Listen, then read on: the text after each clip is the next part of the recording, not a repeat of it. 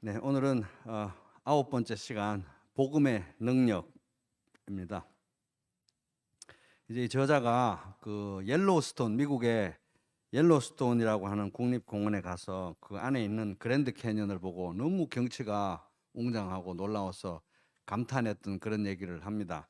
근데 이제 뭐 그보다 더 놀라운 건 진짜 그랜드 캐니언이죠. 그랜드 캐니언. 뭐 나이아가라 폭포나 그랜드 캐니언이나 또 뭐 어디 이제 빛공해가 없는 곳에서 밤하늘에 막 쏟아질 것 같은 빽빽한 별들이나 아니면 우리나라 어디든지 뭐 끝없이 펼쳐진 아름다운 바다, 뭐 이런 아름다운 자연 경관을 보면 우리 다 감동합니다. 진짜 너무 놀랍다. 어떻게 이렇게 아름답고 이렇게 위대할까, 자연이. 그렇게 감동하고 놀라는데, 여기 173페이지 중간에 보면 이분이 이렇게 말합니다. 만일 우리가 잠시 하던 일을 멈추고 복음에 대해 진지하게 생각할 시간을 가져본다면 복음도 우리에게, 그러니까 그랜드 캐년이나 밤하늘의 별이나 뭐 바다나 나야가라 폭포나 뭐 이런 것처럼 복음도 우리에게 동일하게 놀라운 영향을 미칠 것이라고 나는 생각한다. 그래서 이제 복음에 대해서 이렇게 우리가 함께 성장해 가면서 늘 맨날 듣는 복음이지만 복음에 대해서 감동하고 감탄하고 놀라는 그런 영적 성장이, 영적 성숙이 일어나게 되기를 바랍니다. 이걸 우리가 교회적으로 공동체적으로 경험하는 소중한 시간이 이제 성찬 예배 시간인데, 저는 사실 이제 매주 성찬 예배 시간이 진짜 기다려집니다. 다양한 우리 성도님들이 그동안 묵상하고 또 경험했던 그 복음에 대한 내용을 개인적으로 또 재발견해서 또 묵상해서 기도할 때, 저는 이제 목회자니까 주일날 제일 바쁘고 제일 분주한데, 적어도 그 우리 성도들과 함께 찬양할 때, 그리고 특별히 성찬 예배 시간에 이렇게 올려드리는 기도에 동참하게 될 때 진짜 제 영혼이 쉼을 누리거든요. 그래서 이런 예배가 참 우리 너무 행복하다, 이런 생각인데, 이렇게 우리 성찬 예배 시간이 점점 더 복음에 대한 묵상과 예수님의 십자가에 대한 묵상으로, 또 정말 그 삶 가운데 우러나는 경험으로 이렇게 고백되어져서 우리가 함께 공동체적으로 복음에 대한 감동과 감탄이 더 깊어지게 되기를 바랍니다. 그래서 이제 그럼에도 불구하고 이 저자가 우리는 복음의 그 아름다움과 능력과 위대함에 대해서 잊고 살 때가 많다. 왜 그런가 생각을 해보니까 174페이지 그 아래쪽에 보면은 이분이 이렇게 말합니다. 나는 그 이유를 정확하게 알고 있다. 그것은 내가 죄인이기 때문이고, 세속성은 예수님이 재림하는, 그러니까 자기의 그 세속적인 영성은 예수님이 재림하시는 그날까지 계속해서 내 마음속에 머물며 나를 공격할 것이다. 하지만 그날이 오기까지 나는 그것과 대적하여 싸우고 싶다. 나는 영적 게으름, 이 세상이 지속적으로 나를 빠뜨리게 하려고 위협하는 마취된 것과 같은 무감각 상태, 영적 무감각, 영적 게으름, 이런 것과 싸우고 싶다. 또한 나는 이 복음을 힘있게 수용하고 그것이 나의 행동, 애정, 감정, 욕구, 생각, 그리고 의지, 이 모든 것에 영향을 미치게 하고 싶다. 그래서 자기는 복음을 뭐 내가 사형리 뭐 간단간단하게 달달 외운 그런 복음이 아니라, 이 복음이 삶의 모든 요소에 영향을 끼치는 진짜 내 삶의 원동력이 되게 하고 싶다. 이런 소원을 이제 가지고 있는 겁니다. 그러면서 이 복음이 우리 삶에 그럼 어떤 영향력을 끼쳐야 되느냐? 많은 영향을 끼쳐야 되지만 이제 대표적인 거 한 몇 가지를 이제 꼽습니다. 한 5가지 정도인데요. 첫째, 175페이지 위쪽에 보면 복음을 믿어야 한다. 복음에 대한 반응은 복음에 대한 믿음이라는 거죠. 그래서 로마서 1장 16절, 내가 복음을 부끄러워하지 아니하노니 이 복음은 모든 믿는 자에게 구원을 주시는 하나님의 능력이 됨이라. 먼저는 유대인에게요, 그리고 헬라인에게로다. 복음에는 하나님의 의가 나타나서 믿음으로 믿음에 이르게 하나니, 복음에 대해서 하나님께서 원하시는 반응은 믿음이라는 거죠. 믿음에서 믿음으로 믿음에 이르게 하나니 기록된 바 오직 의인은 믿음으로 말미암아 살리라 함과 같으니라. 자, 복음에 대한 두 번째 반응, 복음이 어떤 영향을 끼쳐야 되냐. 두 번째는 쉬고 기뻐해야 한다. 두 번째는 쉬고 기뻐해야 된다죠. 176페이지 중간쯤에 보면은 복음은 당신이 무엇보다도 예수 그리스도 안에서 안식을 누리기를 요구하며, 그런 다음 예수 그리스도가 당신을 위하여 이룬 의심할 바 없는 구원을 기뻐할 것을 요구한다. 예수님으로 인해 그리고 믿음으로 예수님과 연합하였다는 것을 내가 알고 있기 때문에 나는 나의 구원이 무너지기 쉽고 잠깐 있는 것이라고 생각하려는 유혹과 맞설 수 있다. 그래서 나 자신을 보면 내가 이거 뭐 하나님의 자녀가 맞나 아닌가 싶은 의심이 들지만 예수님 안에서 생각하면, 왜냐하면 하나님은 나를 예수님 안에 있는 나로 보시기 때문에 예수님 안에서 연합된 나로 생각하면 나는 다시 일어설 수 있다. 그래서 이제 우리 로마서 8장 31절 말씀 있잖아요. 그렇다면 이런 일을 두고 우리가 무엇이라고 말할 수 있겠습니까? 하나님이 우리 편이시면 누가 우리를 대적하겠습니까? 자기 아들을 아끼지 않으시고 우리 모두를 위하여 내주신 분이 어찌 그 아들과 함께 모든 것을 우리에게 선물로 거저 주지 않으시겠습니까? 하나님께서 택하신 사람들을 누가 감히 고발하겠습니까? 의롭다 하신 분이 하나님이신데 누가 감히 그들을 정죄하겠습니까? 그리스도 예수는 죽으셨지만 오히려 살아나셔서 하나님 오른쪽에 계시며 우리를 위하여 대신 간구 기도하여 주십니다. 그런데 누가 나를 무너뜨릴 수 있냐? 나 자신도 나를 무너뜨릴 수 없다 하는 것입니다. 그다음 복음이 또 세 번째 우리 삶에 영향 끼쳐야 되는 것은, 세 번째는 그리스도의 사람들을 사랑하라 하는 거죠. 그리스도의 사람들을 사랑하라. 178페이지 위에 보면은 재미있는 표현 나옵니다. 178페이지. 우리는 자수성가한 하나님의 나라의 자수성가한 하나님 나라 시민이 아니다. 자수성가한 천국 시민이 아니다. 내가 잘나서 하나님 자녀가 된 거 아니다. 구원에 대해 우리가 예수 그리스도에 전적으로 의존하고 믿음으로 그와 연합되었기 때문에 우리가 하나님 약속 안에 거할 수 있다. 그러니까 내세울 우리가 뭐 자랑할 건 없다는 거죠. 전적으로 은혜로 하나님 안에 있다. 은혜로 하나님 백성이 됐다. 그러면서 이제 이분이 딱 우리를 깜짝 놀라게 이제 도전합니다. 178페이지 중간쯤에 보면은 이것이, 지금 방금 얘기한 이것이 당신을 화나게 하는 당신 교회의 형제나 자매에게도 똑같이 적용된다는 사실을 알고 있는가? 나에게만 적용되는 게 아니라 나를 짜증나게 하는 교회 다른 형제 자매에게도 똑같이 적용된다는 사실을 알고 있는가? 당신을 위해 십자가를 지신 예수님이 그를 위해서도 십자가를 지셨다는 것을 기억하라. 그러면서 178페이지 그 하단에 보면은 예수 그리스도에 대한, 여기 굉장히 좀 쇼킹한 문장입니다. 예수 그리스도에 대한 당신의 이해, 당신이 자격 없지만 예수님이 당신을 구원하셨다는 그 복음, 기쁜 소식, 이 복음이 당신이 형제 자매에 대해서 품고 있는 그 알량한 비판을 삼킬 정도로 깊은지 궁금하다. 그러니까 이제 우리가 가진 복음에 대한 이해와 복음에 대한 감동이 너무 커서 형제 자매들이 짜증나게 하고 형제 자매들이 막 교회에서 눈에 거슬려도 복음에 대한 감동이 너무 커가지고 그건 안 보인다 이 말이에요. 이 정도로 복음에 대한 이해가 깊은지 궁금하다 하는 것입니다. 넷째, 어떤 영향을 끼쳐야 되느냐? 복음을 세상에 말하라. 그래서 이제 부활하신 예수님이 승천하시기 전에 제자들에게 복음의 위대한 청사진을 그려주셨죠. 그게 누가복음 24장에 나옵니다. 제가 읽어보겠습니다. 제자들에게 예수님이, 부활하신 예수님이 승천하시기 전에 이렇게 말씀하십니다.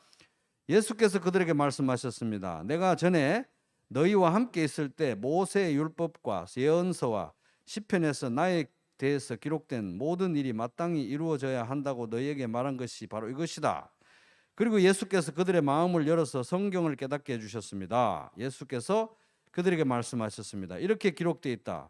그리스도께서 고난을 겪고 3일째 되는 날 죽은 사람들 가운데서 살아날 것이며 또 예루살렘으로부터 시작해서 모든 민족에게 그의 이름으로 죄 용서받게 하는 회개가 전파될 것이다. 그러니까 이 복음, 예수 그리스도의 복음은 구약 성경에서 이미 다 예언이 돼 있고 구속사의 이 면면한 이 이야기들이 신구약을 관통하고 있는 이 어마어마한 구속사의 이야기, 복음인데 이게 다 이제 예수 그리스도의 십자가 부활로 성취되고 이게 이제 온 인류의 구원의 길이 열렸다는 거예요. 온 인류의 살 길이 열렸다는 거예요.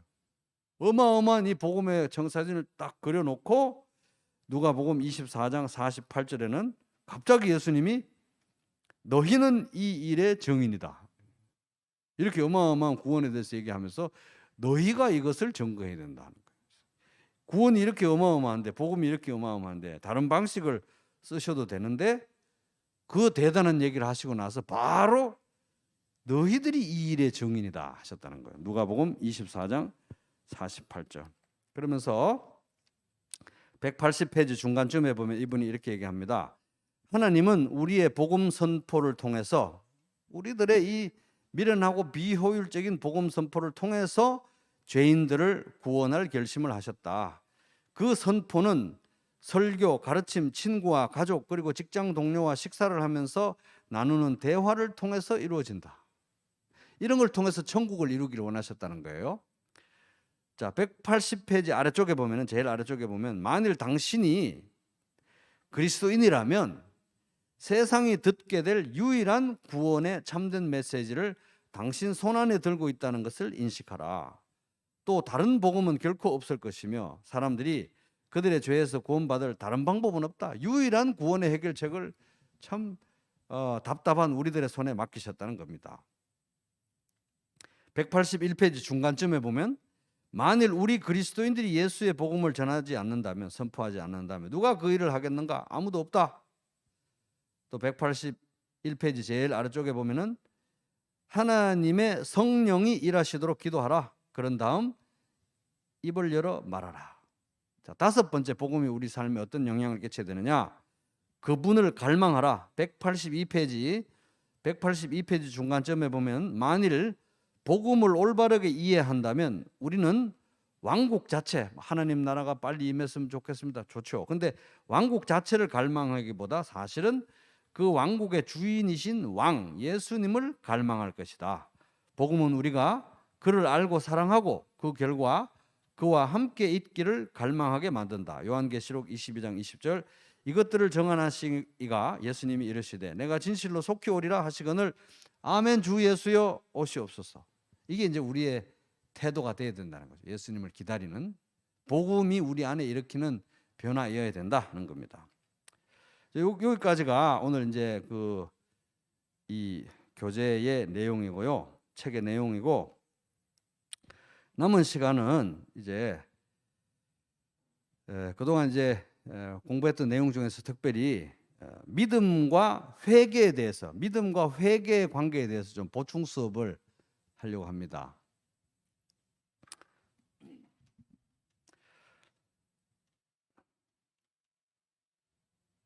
이제 그동안 이 복음에 관련된 말씀을 이제 쭉 이렇게 추려 가지고 지난 한 2번 정도의 이렇게 문제지에도 다 적어 드렸잖아요, 말씀들을.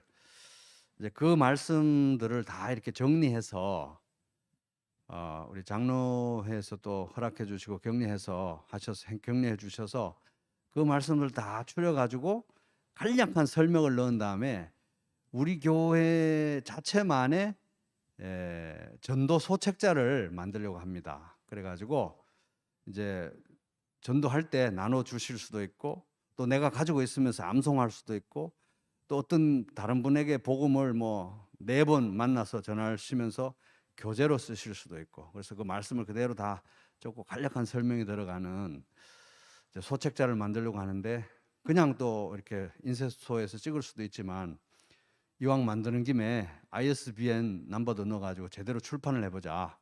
그래서 지금 이제 준비 중에 있습니다. 그래서 조만간 또 그 소책자가 잘 만들어질 수 있도록 기도해 주시기 바랍니다. 이제 거기에 들어갈 이제 내용을 하려고 하다 보니까 이제 이 믿음과 회개에 대해서 다시 한번 좀 정리를 하는 게 좋겠다 이제 해서 오늘 말씀드립니다. 자, 한번 들어보시기 바랍니다. 복음을 선포하시면서 예수님께서 요구하신 반응은 분명 회개와 믿음이었죠. 그래서 마가복음 1장 14, 15절에 보면 요한이 잡힌 후 예수께서 갈릴리에 오셔서 하나님의 복음을 전파하여 이르시되 때가 찼고 하나님의 나라가 가까웠으니 회개하고 복음을 믿으라. 그래서 복음에 대해서 예수님이 원하시는 반응은 회개와 믿음, 틀림없죠, 그죠? 두 가지입니다.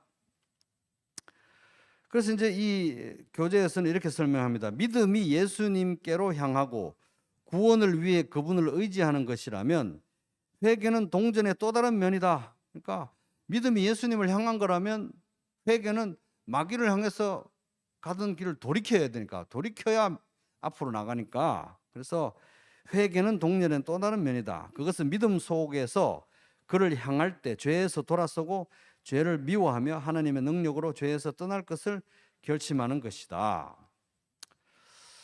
그래서 이제 그럼 회개와 믿음은 어느 게 빨리 일어나느냐? 이제 웨인 그루뎀이라는 이 신학자는 잘 정리합니다. 믿음과 회개는 동전의 양면이기 때문에 동시에 일어난다는 게, 동시에. 회개하고 한참 후에 믿는다거나 믿고 나서 한참 후에 회개하는 그런 게 아니고, 진정으로 회개하지 않으면 진정으로 믿을 수 없고 진정으로 믿지 않으면 진정으로 회개할 수 없으니까 회개와 믿음은 동시에 일어나는 동전의 양면과 같은 것이다 하는 겁니다. 믿음이 없는 회개, 회개 없는 믿음은 모두 무의미하다 하는 거예요. 여기까지가 이제 그냥 우리 성경에서 볼 수 있는 내용이고 또 대부분의 신학자들이 정리한 내용입니다. 그럼에도 불구하고 성경에 보면은 믿음과 회개가 구원에 요구된다고 하지만, 그럼에도 불구하고 기계적으로 항상 믿음과 회개를 항상 나란히 얘기하는 건 아니라는 거예요. 기계적으로 믿음과 회개를 항상 동시에 언급하는 건 아니라는 겁니다. 어떨 때는 회개만 언급해요. 회개. 어떨 때는 회개만 언급합니다. 예를 들어서 내가 의인을 부르러 온 것이 아니요 죄인을 불러 회개시키러 왔노라. 누가복음 5장 32절. 회개가 여기 보면 구원의 길로 여기 돼 있는 거예요.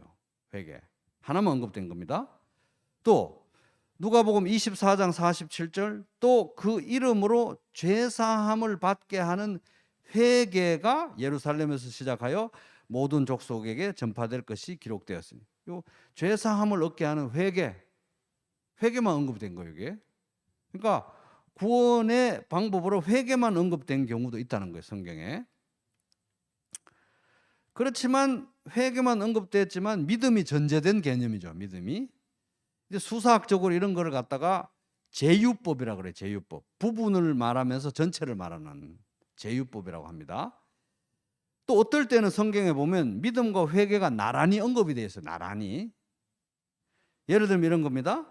방금 읽었던 마가복음 1장 15절, 때가 찼고 하나님 나라가 가까이 왔으니 회개하고 복음을 믿으라. 회개와 믿음이 동시에 언급된 겁니다. 또 사도행전 20장 21절, 유대인과 헬라인들에게 하나님께 대한 회개와 우리 주 예수 그리스도께 대한 믿음을 증언한 것이라. 그래서 회개와 믿음이 동시에 언급된 것도 있다는 거예요, 구원의 방법으로. 근데 또 어떨 경우에는 믿음만 언급해요, 믿음만, 구원의 방법으로. 자, 회개만 언급한 경우, 믿음과 회개가 동시에 언급된 경우, 구원의 방법으로 믿음만 언급된 경우 어느 게 제일 많을 것 같아요? 3번이 제일 많습니다. 자, 믿음만 언급된 경우 예를 들은 거예요. 영접하는 자 곧 그 이름을 믿는 자들에게는 하나님의 자녀가 되는 권세를 주셨으니, 요한복음 1장 12절. 하나님이 세상을 이처럼 사랑하사 독생자를 주셨으니 이는 저를 믿는 자마다 멸망치 않고 영생을 얻게 하려 하심이라. 요한복음 3장 16절. 이르되 주 예수를 믿으라, 그리하면 너와 내 집이 구원을 받으리라. 사도행전 16장 31절. 계속 이렇게 나오는 거예요. 물론 이 경우에도 이 믿음은 회개를 전제하는 거예요. 왜? 회개 없는 믿음은 가짜 믿음이기 때문에 돌아서야 앞으로 갈 거 아닙니까? 그죠? 자, 그럼에도 불구하고 우리는 구원에 이르기 위해서 회개와 믿음이 요구된다. 회개와 믿음이 이제 두 가지가 다 언급이 됐다고 해서 마치 구원에 이르는 뭐 두 단계가 있는 것처럼, 아니면 뭐 두 가지 방법이 있는 것처럼 이렇게 생각해서는 안 된다는 거예요. 왜? 회개와 믿음은 동전의 양면이고 동시에 발생하는 거기 때문에, 분리될 수 있는 게 아니기 때문에 그렇습니다.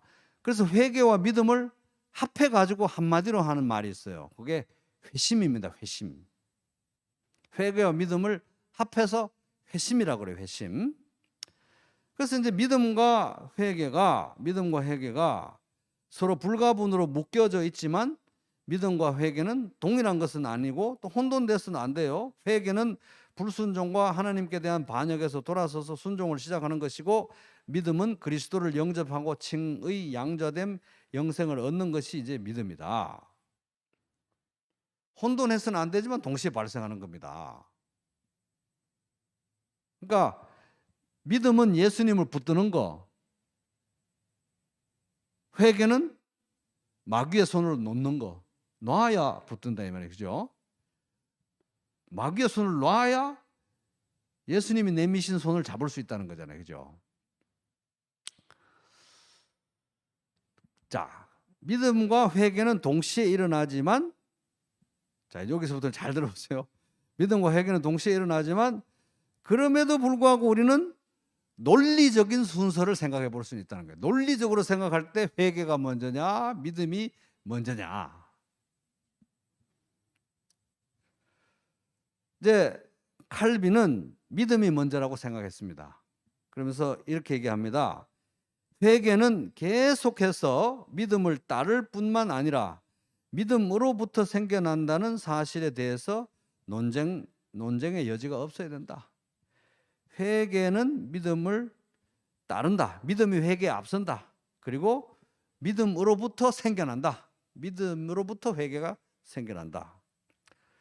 그러면서 또 칼빈이 이렇게 얘기합니다. 기독교 강론에서 회개의 기원을 믿음에 돌린다고 했어. 그러니까 회개가 믿음에 나온다고 이렇게 말한다고 해서, 믿음이 회개를 낳는데 어느 정도 시간 간격이 필요하다고 우리는 공상하지 않는다. 그러니까 믿고 나서 한참 뒤에 회개한다거나 회개하고 나서 한참 뒤에 믿는다, 이거 아니라는 거예요. 동시에 일어난다는 거예요. 그럼에도 불구하고 논리적으로 믿음이 앞선다, 이렇게 말합니다. 또 기독교 강요에 이런 말이 나옵니다. 죄사함, 구원의 메시지, 믿음과 회개를 촉구하는 복음의 메시지는 말씀의 선포를 통해서 전해진다. 그러니까 여기서 이제 생각해 볼 수 있는 거 잘 보세요. 회개하라, 천국에 가까웠느니라, 이렇게 회개의 메시지, 예수를 믿으라, 그럼 너와 내 집이 구원을 받으리라, 믿음의 메시지, 복음의 메시지, 회개하라 메시지, 복음의 메시지, 이런 메시지는 말씀의 선포를 통해서 들려지잖아요. 그럼 이제 그 말씀을 듣고 회개를 하려면 그 말씀이 하나님 말씀이고 복음의 말씀이라는 것을 접수를 해야 내가 그 반응을 해서 회개를 할 거 아니에요. 그 말씀을 받는 것 자체가 믿음으로 받아야 회개를 한다 이 말이에요. 믿음으로 말씀을 일단 받아야 회개를 한다는 거예요. 그러니까 믿음이 앞선다는 거죠. 자, 그렇다면 이제 회개에 대한 메시지에 반응한다든지 복음에 대한 메시지에 반응한다 할 때, 일단 그 말씀이 복음의 말씀, 하나님의 말씀, 그리스도의 말씀이라는 것을 우리가 받고 믿어야 그 다음에 반응이 나가니까 믿음이 먼저다. 말씀을 믿어야 그 말씀에 반응할 수 있기 때문이다. 이렇게 정리하고요. J.I. 패커라는 사람도 이렇게 말합니다. 회개는 믿음의 열매다. 그러나 현실에서 회개는 믿음과 분리될 수 없다. 그러니까 회개는 믿음의 열매다. 믿음이 앞선다는 거예요. 믿음이 앞선다. 그럼에도 불구하고 현실에서 믿음과 회개는 분리될 수 없다. 그러면서 아주 중요한 얘기를 합니다. 들어보세요. 이신칭의, 믿음으로 사람이 의롭게 된다는 이 진리는 우리 신앙의 지도와 같다. 구원자이신 하나님에 대한 모든 복음적인 지식이 이신칭의, 믿음으로 구원받는다는 것에 달려있다. 예정, 부르심, 중생, 회개, 양자됨, 기도, 교회, 사역, 성례, 심례와 만찬, 이 모든 것들이 이신칭의, 믿음으로 구원받는다는 진리에 다 달려있다. 그것의 관점으로, 이신칭의의 관점으로 이해되고 해석되어야 한다. 이러한 강조점이 바로 성경의 관점이다. 지금 왜 이렇게 복잡하게 얘기하고 있냐면은 믿음과 회개를 기계적으로 똑같이 항상 얘기 안 해도 된다는 걸 지금 제가 말씀을 드리고, 그것이 성경적이고 그렇게 해도 문제가 없다는 걸 제가 말씀드리기 위해서 지금 얘기 드리는 겁니다. 자, 마이클 버드라고 하는 중요한 또 신학자 이렇게 말합니다. 믿음과 회개의 관련성을 생각해 볼 때 믿음이 우선적이라고 보여진다. 하나님을 믿을 때만 영혼은 죄에서 돌이켜 구원받기 위해 하나님을 바라볼 수 있기 때문이다. 찰스 하치, 유명한 신학자죠. 이분이 이렇게 말합니다. 들어보세요. 믿음이 어떤 제한된 의미로 왜곡되지 않은 이상 믿음이 회개보다 앞선다는 데에는 논란의 여지가 없다. 회개는 영혼이 죄에서 돌이켜 하나님을 향하는 것이다. 그런데 그 돌이킴이 믿음에서 생겨난 것이 아니라면 무의미하기 때문이다.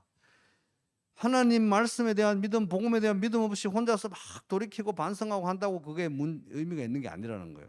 그게 믿음이 앞서야 된다는 겁니다. 성경 전체가 믿음에 엄청난 비중을 두고 있다. 성경 전체가. 물론 회개와 믿음이 동시에 일어나고 불가분이지만 믿음의 방점을 찍고 있다. 하나님의 모든 약속은 믿는 자에게 주어진다. 영적인 삶의 모든 행위들은 믿음의 행사이다. 믿음의 중요성은 절대 과소평가될 수 없다. 그러면서 믿음이 회개에 앞선다는 근거로 될 수 있는 중요한 구절 중에 하나가 이겁니다. 사도행전 11장 21절. 옛날에 여기 앞에 걸려 있었던 말씀이에요.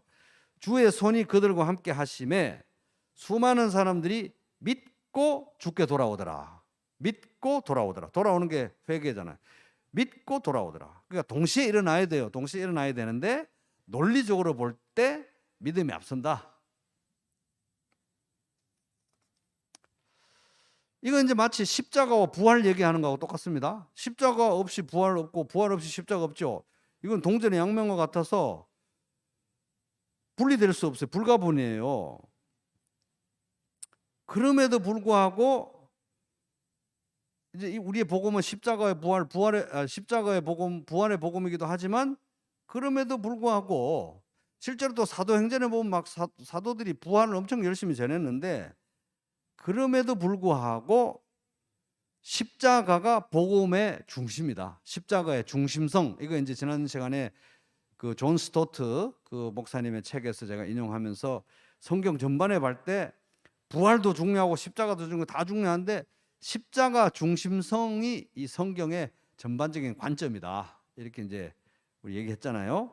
그러니까 십자가도 중요하고 부활도 중요하고 부활 얘기할 때 뭐 항상 이 사도행전을 보면 부활 얘기를 많이 함에도 불구하고 전반적인 성경의 관점은 십자가 중심성을 얘기한다. 십자가가 우리 기독교 신앙의 상징이고, 그래서 바울은 아예 우리 이 신앙을 뭐라고 표현했냐면 십자가의 도라고 표현해요. 십자가의 도.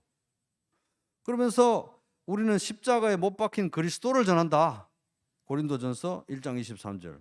십자가의 도가 멸망하는 자들에게는 미련한 것이요 구원을 받는 우리에게는 하나님의 능력이다. 고린도전서 1장 18절. 그러니까 십자가와 부활은 분리될 수 없고 십자가 없는 부활은 무의미하고 부활 없는 십자가 무의미한데도 불구하고 우리는 십자가 중심성이 성경의 관점이라고 말할 수 있듯이 믿음과 회개도 마찬가지라는 거예요. 동전의 양면이고 동시에 발생하지만 믿음의 중심성이 성경의 관점이다. 성경이 더 강조하고 있다 하는 것입니다. 둘 다 필요해요. 둘 다 필요합니다. 그러나 성경의 전반적인 입장은 믿음을 중심으로, 믿음의 중심성을 가지고 이 모든 것들을 풀어나간다. 이신칭의 오직 믿음으로 구원받는다. 이것이 가장 중요한 성경의 중심 사상이다.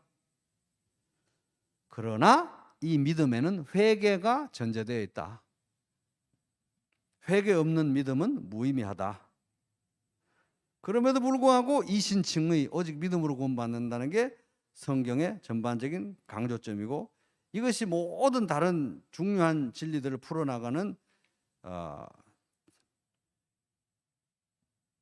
지도와 같다. 지도. 그러므로 제가 드리고 싶은 말씀은, 그러므로 우리는 마음껏 구원의 유일한 방법으로 믿음을 강조해도 된다는 거예요. 안심하고 강조하셔도 된다는 겁니다.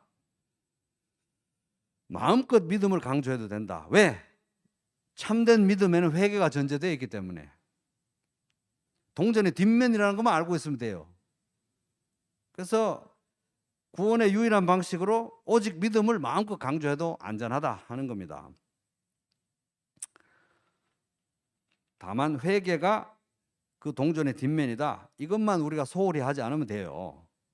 그래서 존 스토트 목사님이 쓴 조그마한 전도 소책자 그리스도인이 되는 길이라는 소책자에도 이런 방식을 취하고 있습니다. 복음에 대해서 우리는 어떻게 반응해야 되느냐? 믿음으로 반응해야 된다 이렇게 일단 얘기를 해요.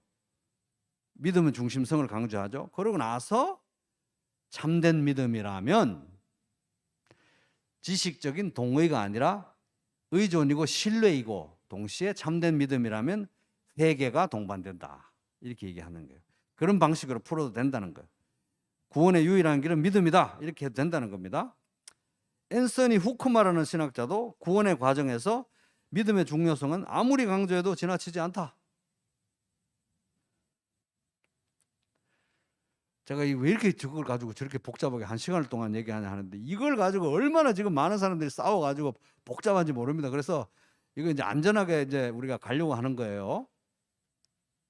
우리 얼마 전에 공부했던 이정규 목사님, 새가족반이죠. 이정규 목사님이 쓴 새가족반도 이런 방향으로 쓰고 있습니다. 그러면서 이런 말을 해요. 믿음, 오직 믿음뿐입니다. 성경 전체는 우리가 하나님의 은혜를 받는 것이 오직 믿음으로 말미암는다고 말합니다.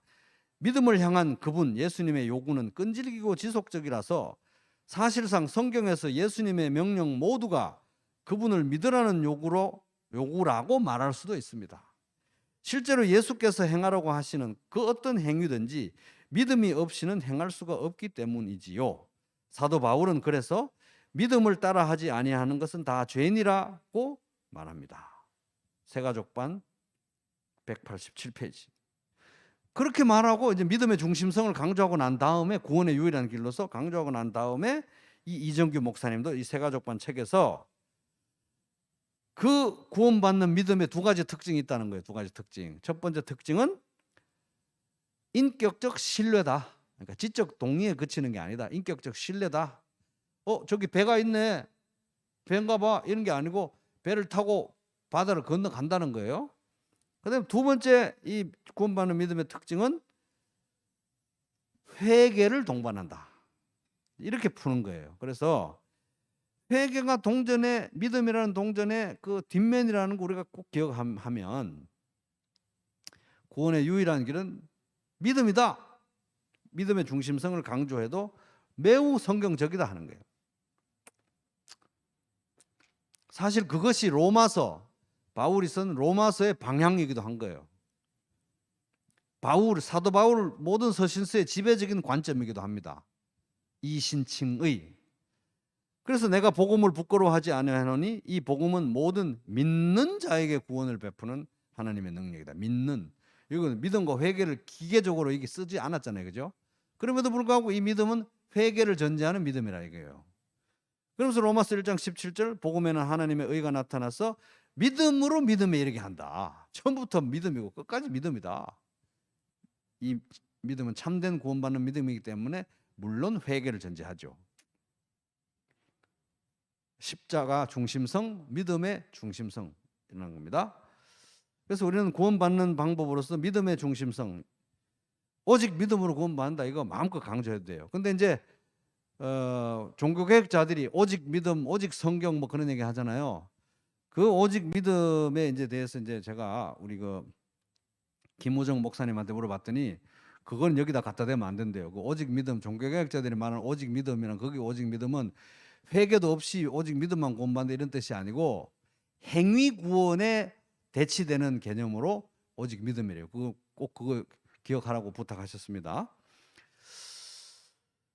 자, 그래서 참된 믿음에는 회개가 동반되며 회개와 믿음은 동전의 양면처럼 분리될 수 없고 동시 발생함을 기억하고 가르치면서 이 믿음의 관점에서 구원의 방식을 이제 얘기하고 가르쳐도 된다 하는 겁니다.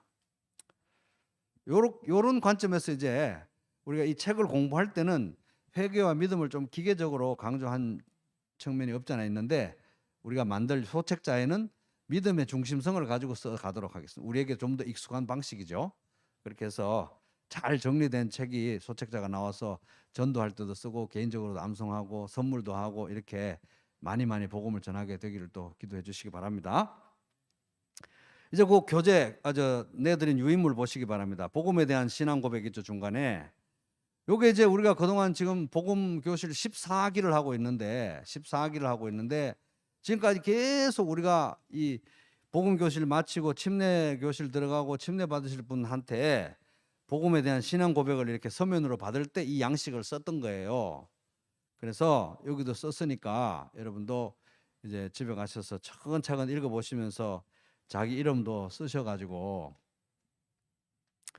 이제 그 나의 신앙을 한번 점검해 보시고 거기 있는 말씀은 꼭 거기 제가 그 문제 내드린 것처럼 소리내서 읽어보시고 그 다음에 이름을 쭉 1번부터 10번까지 딱 이제 쓰신 다음에 마지막에 보면 원래 이제 이 침례 받는 분들한테는 목자님 서명까지 받게 돼 있는데 뭐 요거는 숙제니까 그것까지는 할 필요 없고 각자 나 누구누구는 위의 신앙 고백이 진실임을 하나님과 교회 앞에서 써야 합니다 하고 이름 쓰시고 서명까지 해가지고 요 서명된 부분만 사진으로 찍어가지고 채점위원들한테 보내주시고 다른 문제도 다 물론 다 푸시기 바랍니다.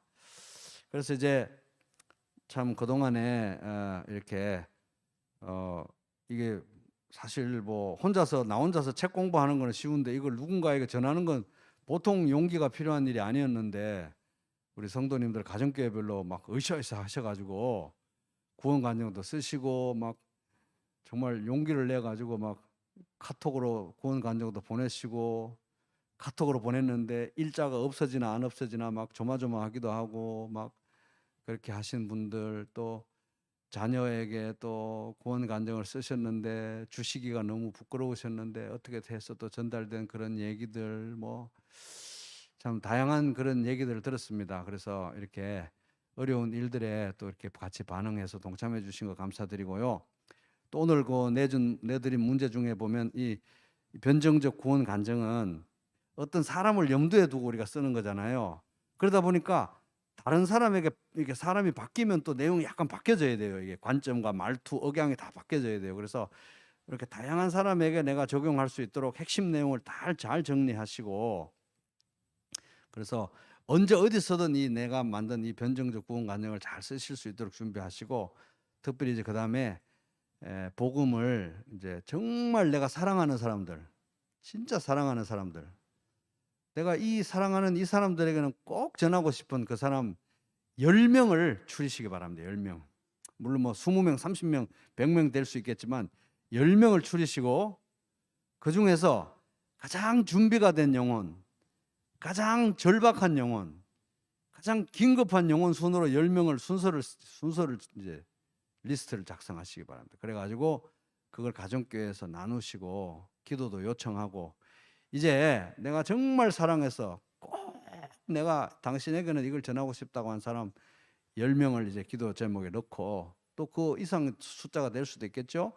이들을 위해서 이제 평생 기도와 또 복음 전하는 계획을 수립해서 평생 기도를 이제 이번 기회에 시작하고 그래서 정말 우리가 이제 복음이 나에게만 머물러 있는 복음이 아니라 막 터져나가 가지고 막 퍼져나가는 이런 복음 도저히 이 팽창을 막을 수 없는 그런 복음 그래서 하나님이 다른 영혼 이 전도에 미련한 걸 통해서 세상을 구원하시기로 작정하신 하나님이시기 때문에 우리 성도님들 한 분 한 분 꼭 써주셔서 생명 탄생 영혼 구원의 통로로 모두 쓰임받게 되기를 주님의 이름으로 축복합니다.